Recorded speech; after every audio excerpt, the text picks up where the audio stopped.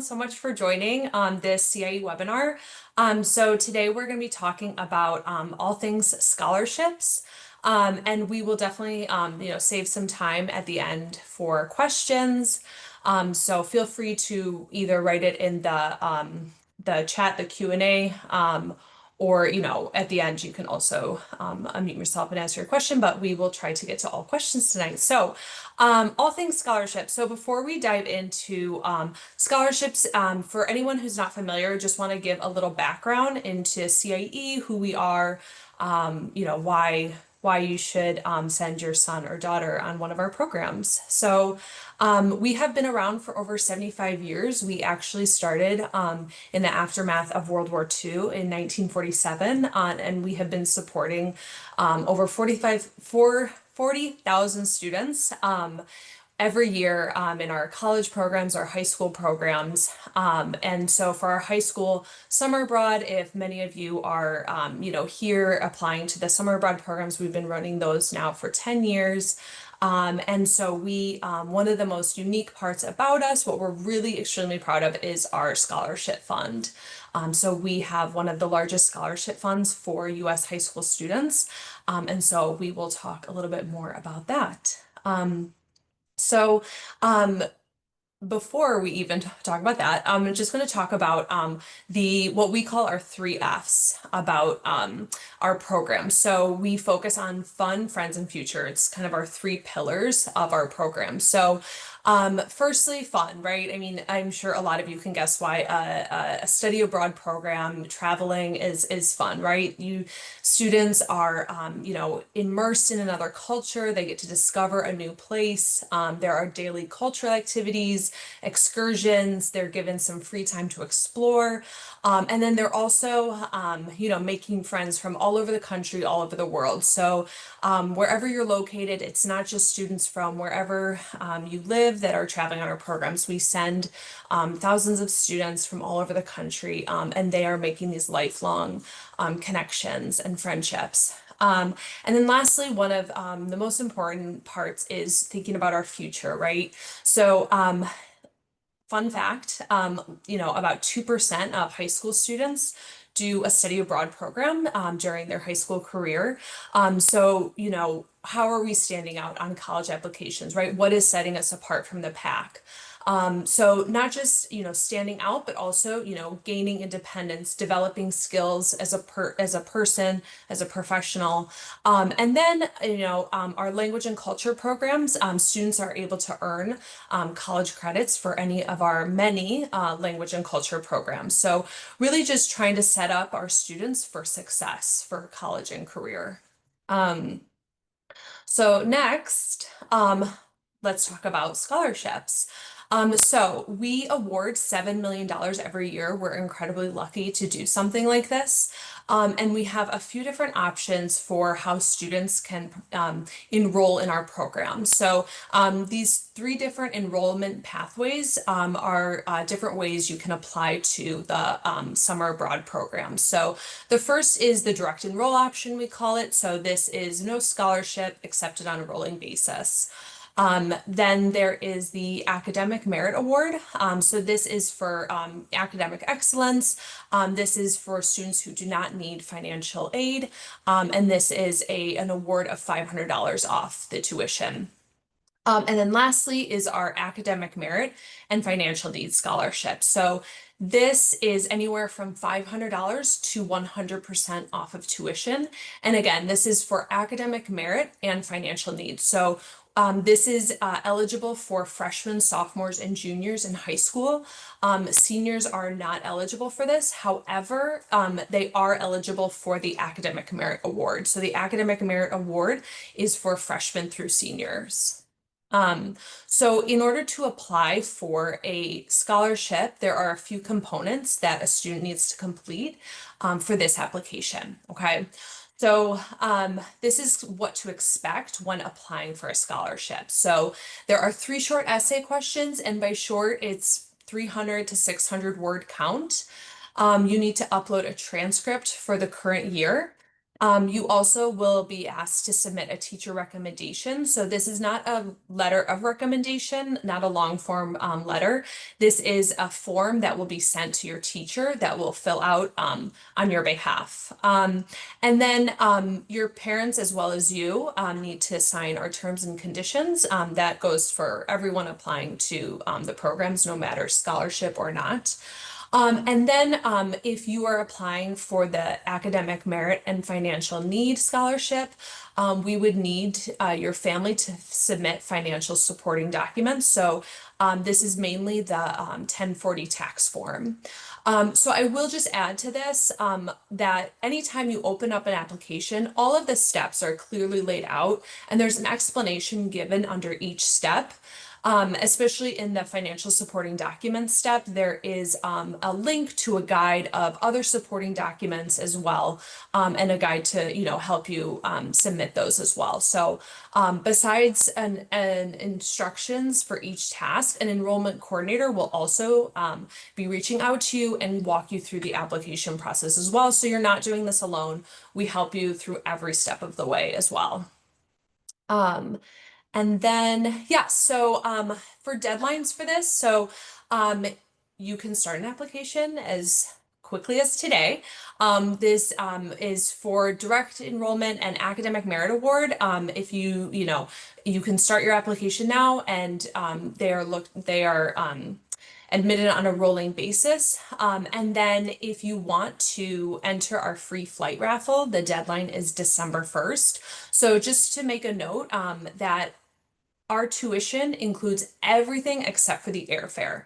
So this is your housing, your 3 meals a day, your activities, your excursions, your in-country transportation, your INEX medical travel insurance, your 24/7 support. The only thing it does not include is the airfare. So what we like to do is we like to raffle off a couple of free flights every year. If you submit your application by December 1st, you'll automatically be entered into the raffle to win a free flight. And then we also offer an early decision deadline. So again, if you submit it by December 1st, you'll be able to hear around December 15th or so before the holiday vacation. You'll be able to get your scholarship announcement received, and a small group of people will be able to hear about their scholarship awarding. But if you don't hear back before then, you'll still hear back in February with the rest of the scholarship decisions. The early decision deadline is really great if you want to, potentially receive the news earlier, make that decision earlier, and get admitted into, one of your top choices. So that is a benefit to submitting early. But most importantly, especially, is the final scholarship deadline. So that is January 21st. Those are for all scholarships, all scholarship applications.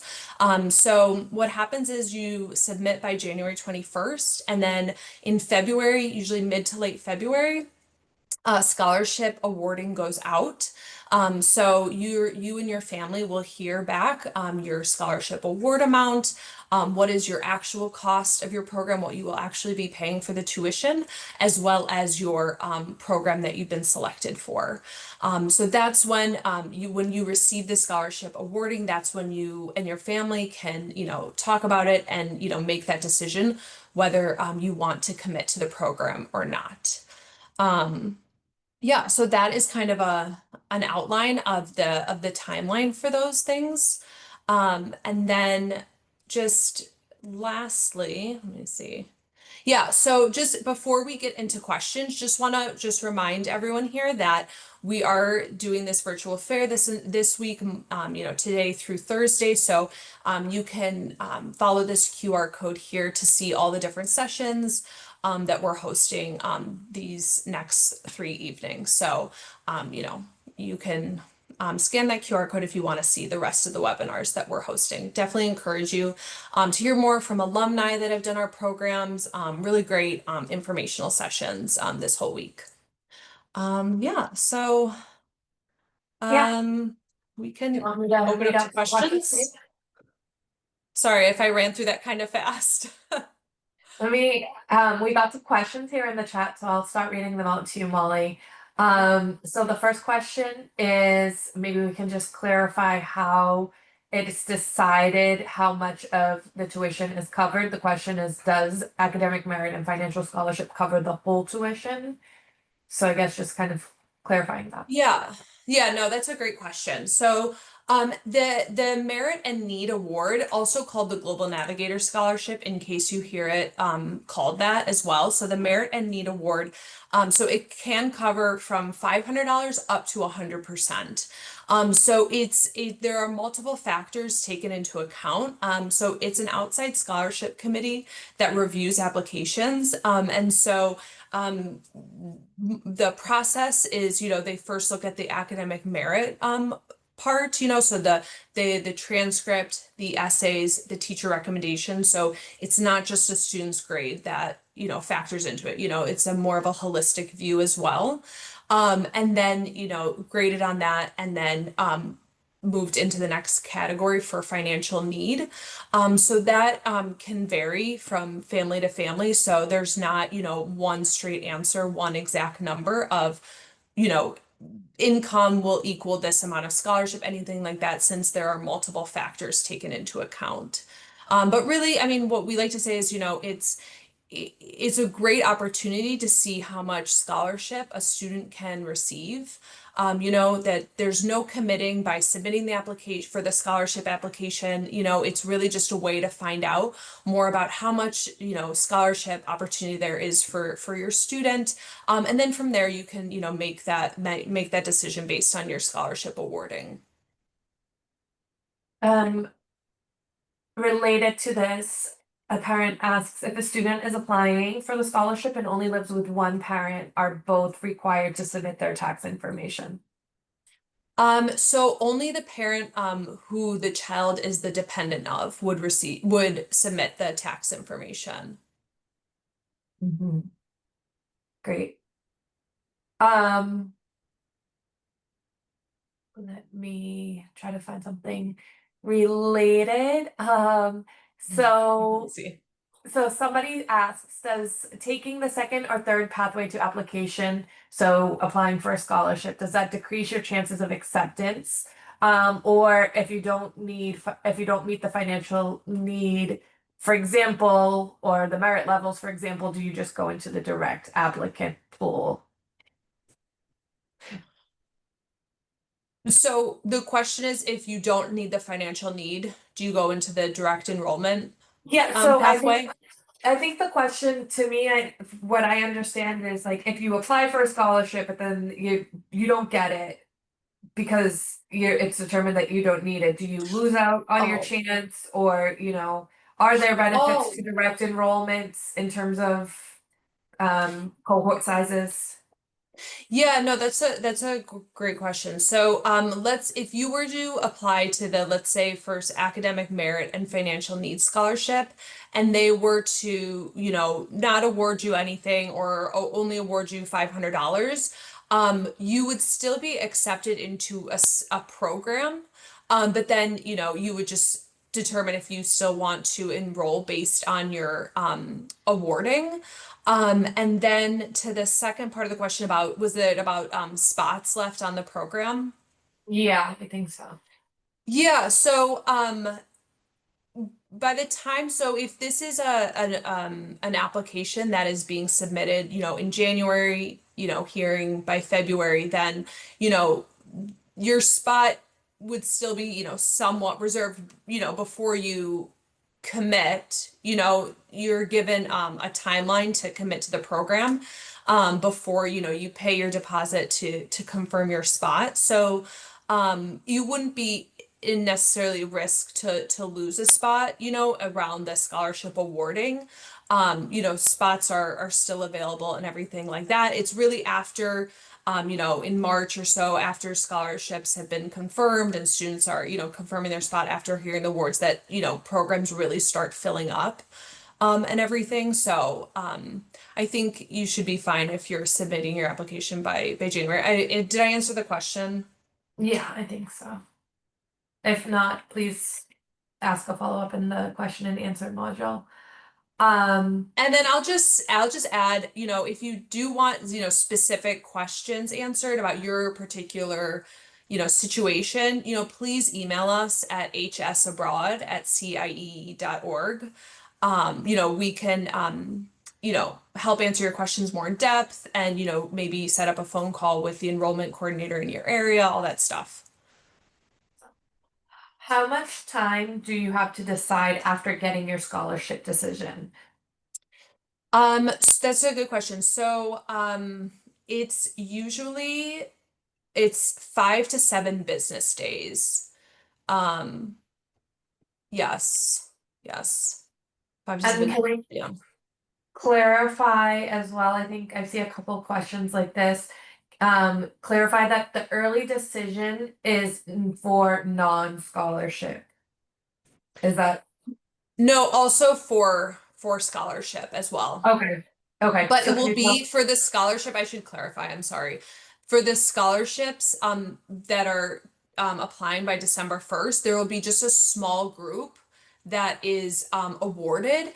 Not to say if you're not awarded in the early decision round, you won't be awarded in February. That's not true. They'll just anyone who's not awarded in the early decision will just be moved to be reviewed in January. And if you get accepted on the early decision, do you have to pay the deposit then?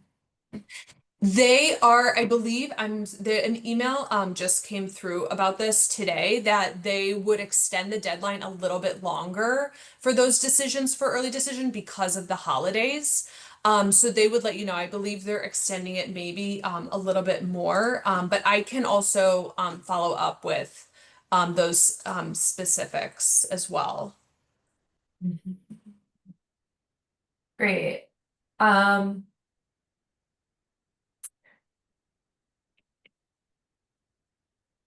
let's see. Will your essay have to be about the language and culture choice or the engineering program if I wanted that to be my first choice for scholarship? So I think maybe talking a little bit about language versus topic programs for scholarships. Yeah, so okay, so for the question is, should I talk about a language program or should I talk about the engineering program for the scholarship essays? Yeah. So we would definitely recommend like whatever your first choice is, whatever you're putting as your first choice. So if you're putting engineering as your first choice, I would focus on that. If you're putting language, same thing. We will add to this, and I don't know if this is what you were getting at, Brianna, with language programs and the scholarships. But we mention this whenever enrollment coordinator reaches out to you about your application. And then in the application scholarship application itself, we mention it about 2 to 3 times before you submit that 90% of our scholarship goes towards language and culture programs. So we always recommend this. Again, it's in writing as well that for students that want a higher chance at scholarship, better chance at scholarship, to put at least one language and culture program as one of their three choices, ideally two, just for that better chance of scholarship, since most of the funds go to the language programs. Um, a question. I just learned about the program recently, so I would apply to a program and then do the scholarships.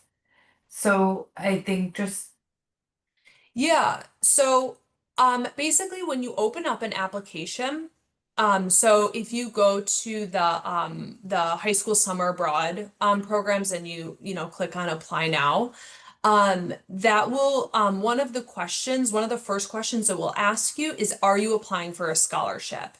So there's the three options. There's no, I want to pay in full, or yes, I want to apply for the Academic Merit Award, $500 off. Or yes, I want to apply for the merit and financial need up to 100% off. So you'll choose which of those options you want. And then from there, based on your choice, that will populate your application with the tasks that you need to complete whichever application you decide on.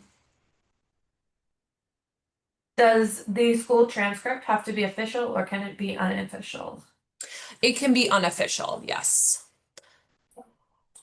And if you're in, I'm I'll just add to this, I'm sorry, I'll just add to this. If you are in ninth grade and your school doesn't have, an unofficial transcript for you yet, you can submit your eighth grade report card as well as your ninth grade class list. awesome. And that goes right into the next question, which is I'm a freshman and started high school in August. I read in the teacher's recommendation that you need to know the teacher for more than 6 months. Is that Yeah. also true for freshmen?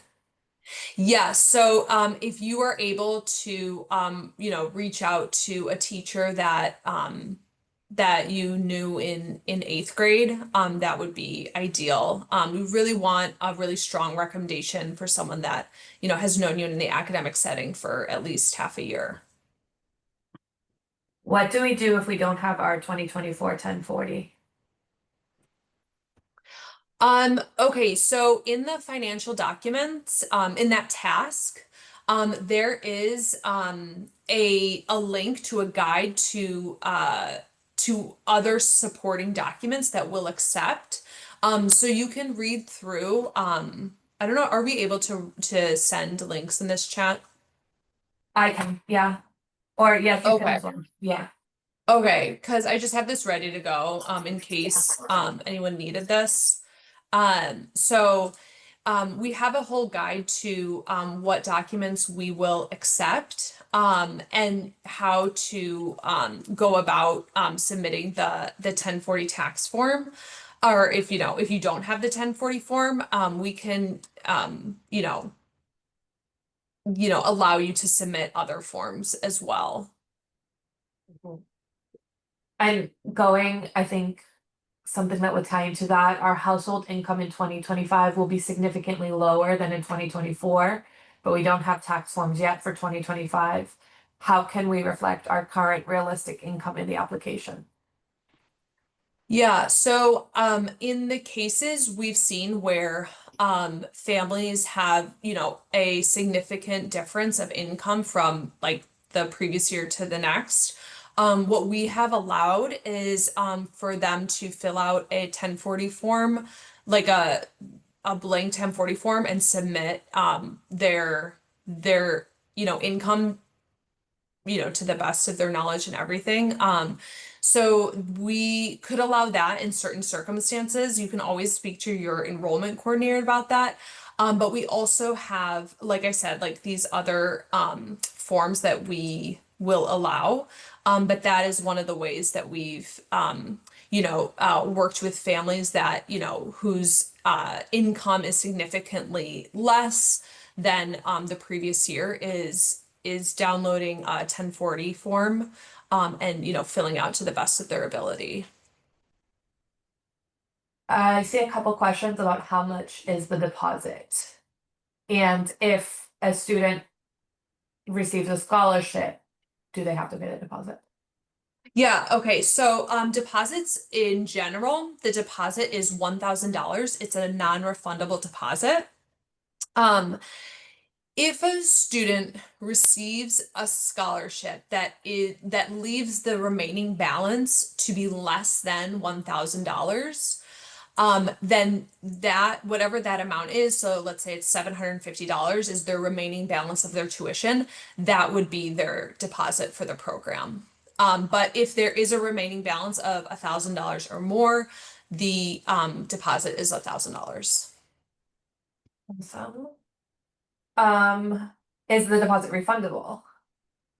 Great question. No, it is a non-refundable deposit. Could my French teacher do my recommendation even though I'm not planning on doing a French program? Yes, absolutely. Um,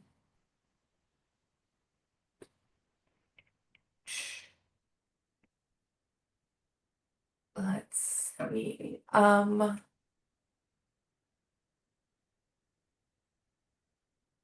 Sorry, I'm just trying to. Is it optional to do your? Can you explain a little bit more about the raffle for the free plane ticket?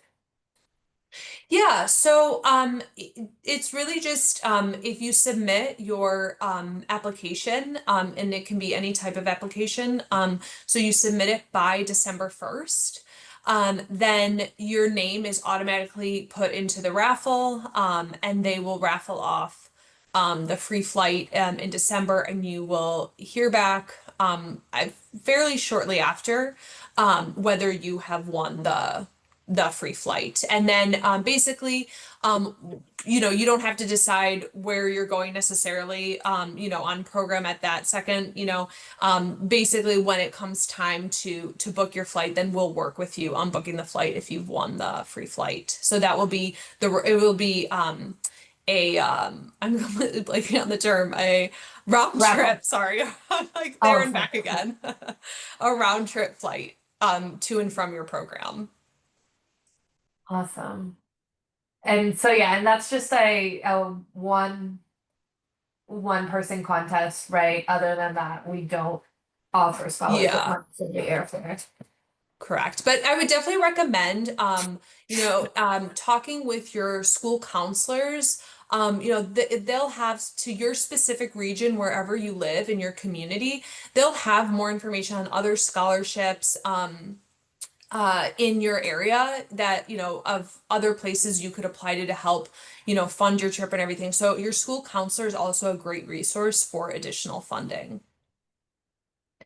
Is there any chance that I could apply to the academic merit and financial aid even if I'm not an American citizen? Oh, great question. So the Academic Merit and Financial Need Scholarship is only available to US citizens and permanent residents. Mhm. Um,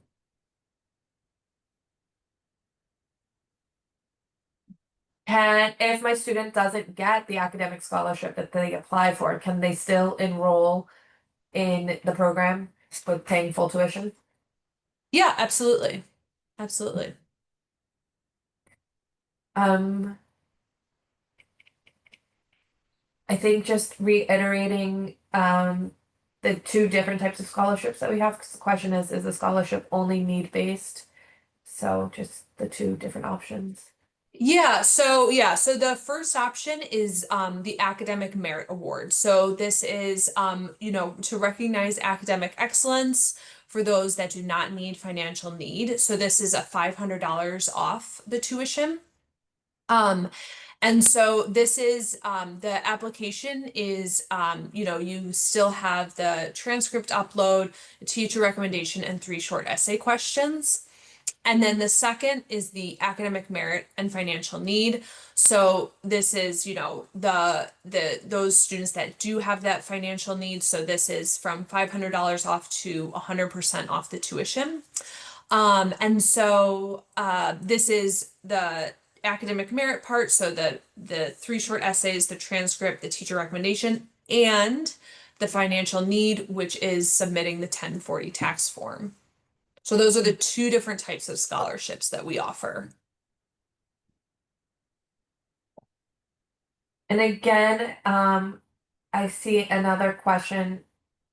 Can you explain more how to apply for scholarships?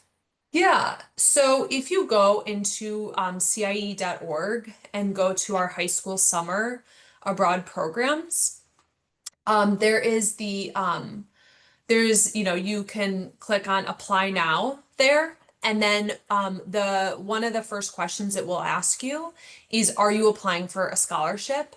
And so you will choose whatever option you need to. So no or yes, academic merit, $500 off, or yes, academic merit and financial need up to 100% off.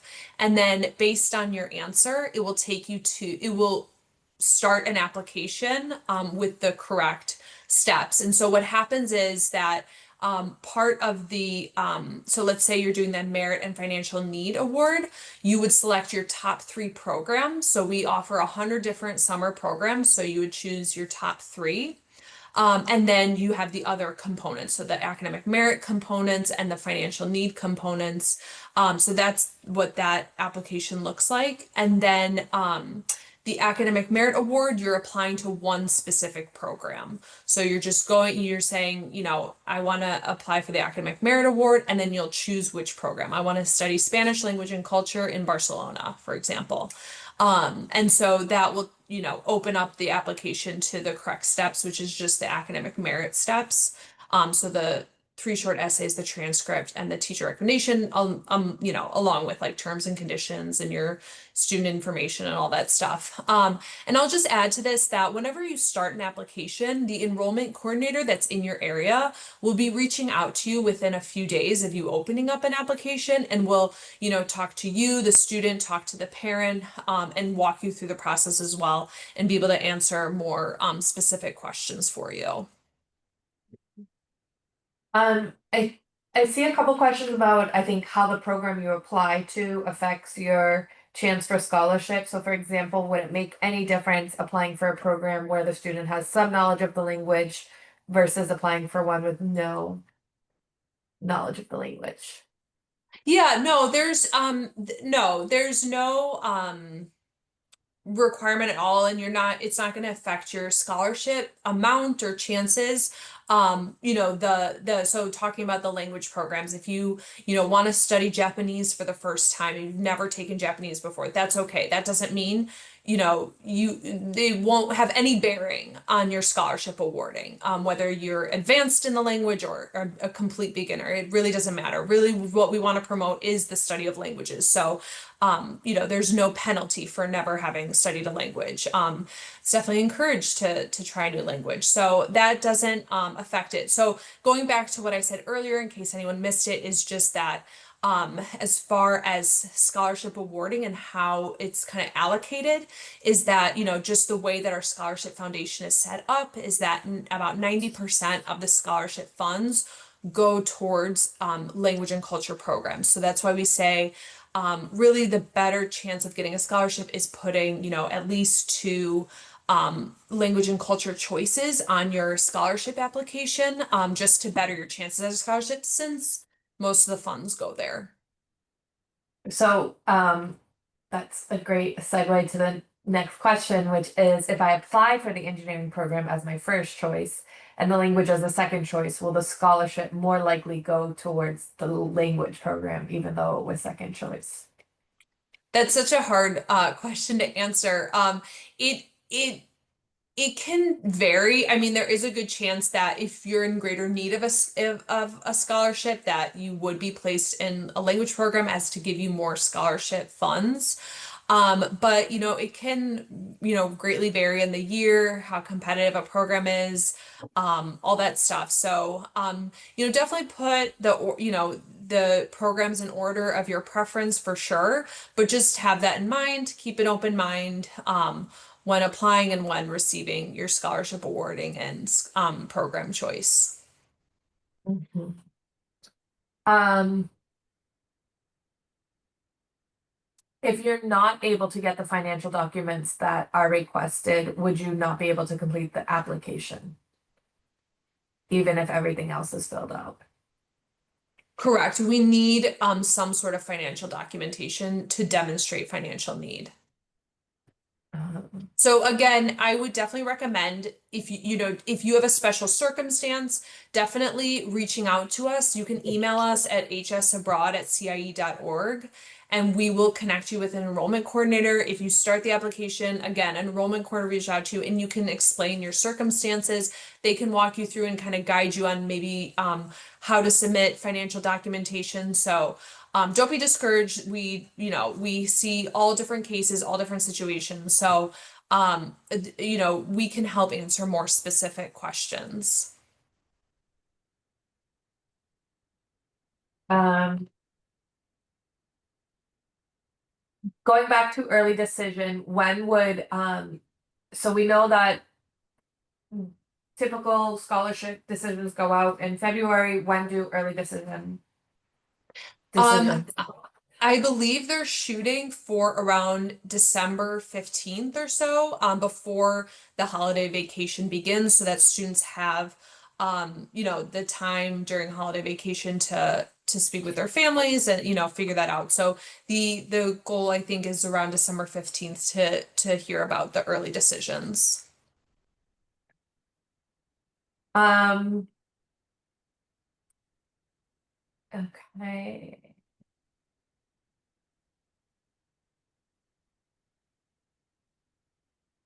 And um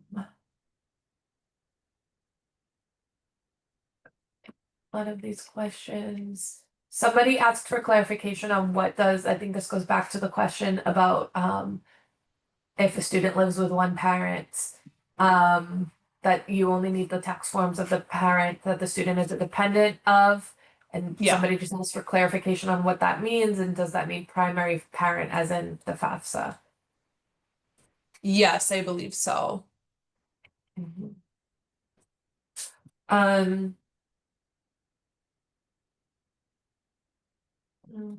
great. Um, is there a limit of how many students can get scholarships?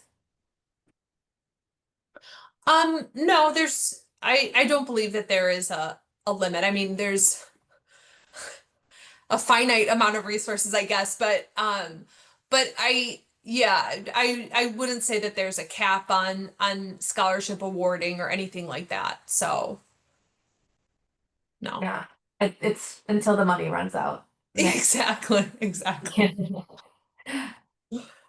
Could you send us a link to the teacher recommendation form in the chat? That's just gonna be in the application, right? Yeah, so all you have to do is put in, so in that task, that teacher recommendation, you just put the name of your teacher, their email address, the name of the school that they're at, and then it will just, when you submit that, it will automatically send an email off to them.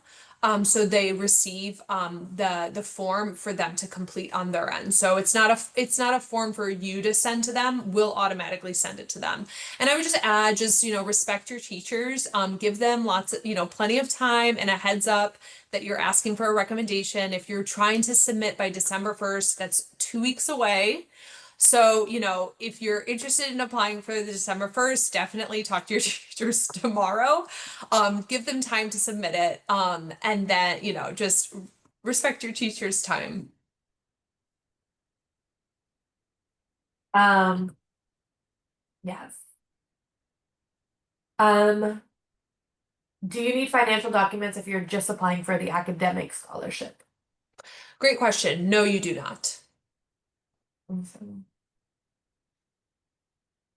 Um, okay, so I see a lot of questions about qualifications. These are hard questions to answer, but I don't Yeah. really give any clarity about qualifications in terms of income for financial aid, in terms of grades for financial aid, how we can estimate based off of income how much money people will get.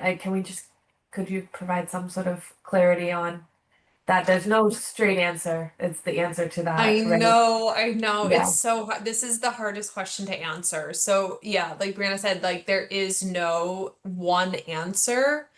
You know, I know I'm repeating myself a little bit, but if you speak to an enrollment coordinator and like give maybe a little bit more specific, they could give you a little bit better idea. But because it's more than just the one factor, it's not just financial aid, it's not just academic merit. And within academic merit, it's not just your GPA, right?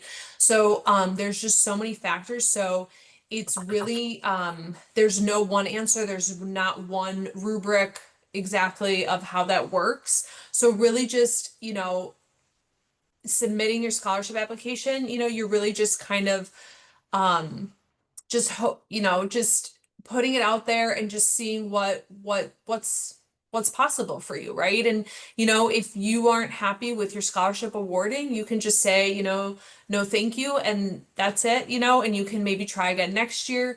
We can also, try to connect you with other scholarship, foundations, talk to your counselor as well as for additional funding. So, yeah, back to the original question, there is no just like one set number, one GPA, anything like that to determine your qualifications. But, you can have more of an in-depth discussion with your enrollment coordinator to kind of maybe discuss your specific case with them, and they could maybe give you a better idea. Awesome. Um, Going back to the question earlier that one of the parents had about if they should wait for a scholarship answer or if they'll lose their spot. I think the idea is if programs are really competitive and likely to fill before scholarship deadline. So say a student really wants to do robotics in Tokyo, right? Are they going to risk losing their chance in the program by waiting for the scholarship deadline and then perhaps not getting the scholarship, or should they just direct enroll? Are they interested in applying for the Academic Merit Award or just direct enroll? So it sounds like they're trying to figure out if it's worth trying for the scholarship or Which just scholarship trying do you know? the financial need. Oh, the financial. I'm sorry. No, it's okay. Yeah, I mean, I would say like if you are really if you think you are dependent on the financial need component, then I would say like yeah, go for the academic merit financial need and apply by January 21st. So there's a good chance there will still be spots on a program like a Japanese language and culture program or the robotics program. Um but just be aware that you will need to confirm then, once you get the scholarship awarding. The other thing is that um, if you are applying for the merit and financial need, you are putting your top three choices of programs, and it's not guaranteed that you'll get your number one choice. That's the other thing. So, if you're doing academic merit award or the direct enroll option, you are applying to one specific program. Whereas if the merit and need, you could possibly get your second or third choice. And then the scholarship decision, the program decision is final for that. So you can't switch out to a different program with that scholarship. Does that help answer that question? Yeah, I think so. Um, and then again, this is similar. Does my kid have to be committed to a specific program before applying for a scholarship? She's toggling between a couple of programs now, so I think that's going to depend on which scholarship she's applying for as well, right? Yeah, yeah. So the academic merit award, you're just applying to one specific program. And then how it works, it's on a rolling basis. So it takes about 5 business days to review the application. And then but the scholarship portion goes out. It's not reviewed by us, it's reviewed externally. And so you would hear about the program acceptance usually before you hear about the academic merit award scholarship. So you have to like confirm in that case before hearing the scholarship awarding sometimes. So for those, you are applying to like the one specific program and um, confirm your spot for those. I don't know if I answered the question completely. Yeah, yeah, I think so. Um,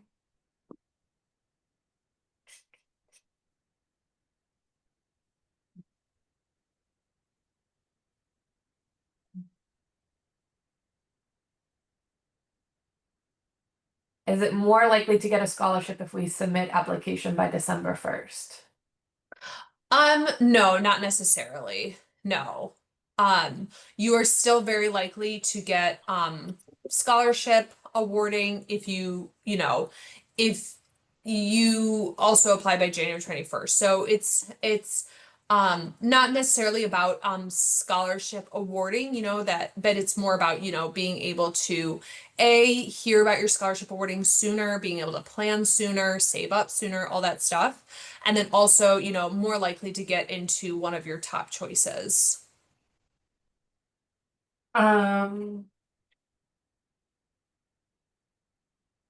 great. Um, are less popular programs still likely to get a scholarship? But smaller Yeah, programs, I think. Yeah. yeah, absolutely. Absolutely. Um, yeah, Yeah. yeah. We love when students look at our smaller programs. We love that. Um, will the enrollment coordinator reach out after application has been completely filled out and submitted or during application period? Great question. They will reach out generally once you open an application and you start it and filled out, your basic information like your name, your phone number, your email, all that stuff, we generally reach out between 1 to 3 business days from opening up an application. So we aim to do that and contact you while you're, starting your application, to make contact, introduce ourselves, answer your questions, and then also your parent and guardian, we also want to speak with them. So definitely put in their information when you open up your application so we can also get the conversation going with them. So we talk to you before you submit the application. So just make sure to answer the phone when we call. We started to apply for a NEED scholarship last year, but did not complete. Will the information still be in the system, or do we need to start a new application? I'm sorry, can you repeat that?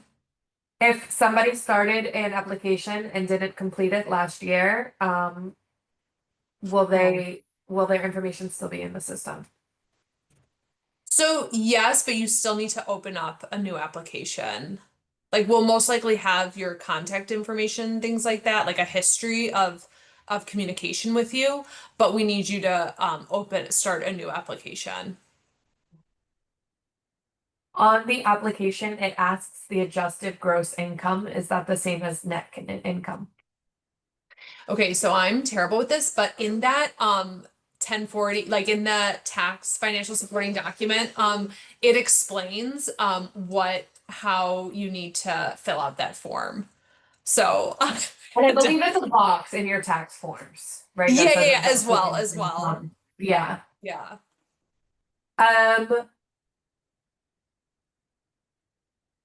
What if I'm unable to contact or have communications with the person who claimed me as a dependent in 2024? I'm unable to contact me. So I guess we would need to speak with you about your specific circumstances to see like right now who claims you as a dependent moving forward. So please reach out to us, hsabroad@cie.org, and we can, better understand this question, to see maybe if you have a different legal guardian now, and, from moving forward that you are their dependent. Please reach out so that we can discuss this with you, further because we need to know that who would be, you know, your legal guardian, and submitting financial supporting documents for this. Does the teacher recommendation have to be an academic teacher, or can it be an extracurricular music instructor?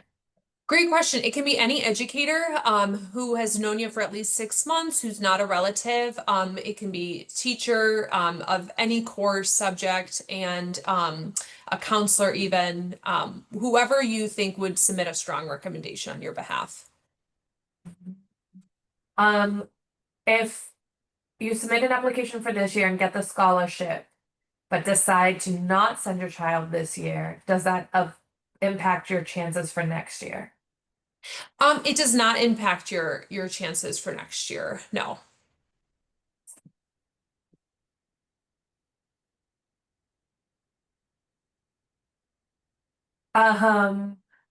Okay, so I think now, because I see a question that is referring to our high school semester abroad program, so maybe we can Oh. talk for a couple of minutes about the high school semester abroad scholarship, because what we've been talking about until now has been summer abroad scholarships. Right? Yes. So Yes. so the question is, if I'm applying for spring semester 2027, when is the academic merit scholarship due? So maybe we can just give some clarification on HSA scholarships. So everything we've talked about now, summer. Yes. Sorry, I just wanted to pull up the different deadlines for HSA. So for what was it again for spring 2027. semester? So Spring 2027. So generally then the deadline is November of 2026. So for the coming spring 2026, The deadline was November 15th. It was just the other day of 2025. So um the the spring 2027, it would be about November, this year's November 15th. I'm assuming it will be something similar. It hasn't been announced yet for spring 2027 though. Yeah. And we just also have more scholarship information for HSA coming soon. So be on the lookout for that, right? Yeah, thank you, Brianna, for mentioning that. Yeah, we'll also be for high school semester abroad. We will also have scholarships as well, academic merit and financial need, up to $4,000. So we are very excited about that, and we're launching that soon. So we'll be announcing that very shortly. Awesome. And then I see one last question about referrals. So I'll take that since that's Mm. that's my area. So if you refer more than one friend or family, will you get $400 off, or is it just 200 for a friend deal? So the way that our referral program works is a little different than that. It's not immediate discounts when you refer if you're about to go on program. Our referral program, if you start an application with somebody else's referral, you get an immediate $200 off your program, right? So if you have a friend in your school, or if you attend another virtual fair session, all of our alumni are giving out their codes for $200 off. So definitely join another session and start your application that way.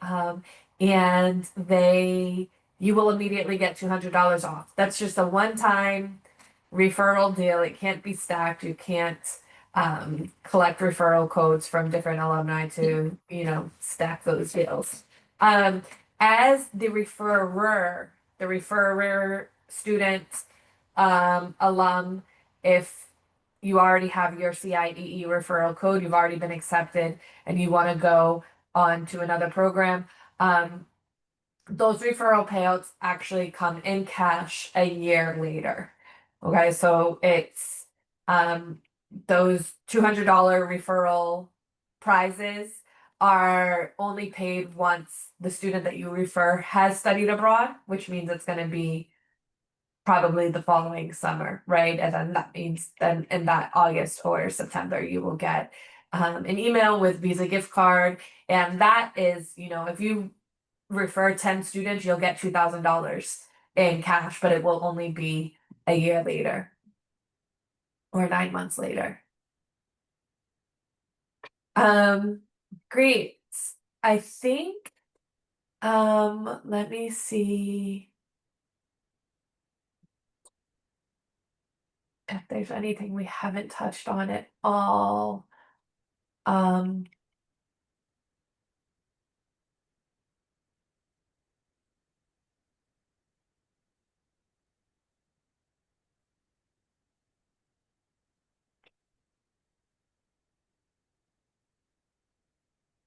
yeah. I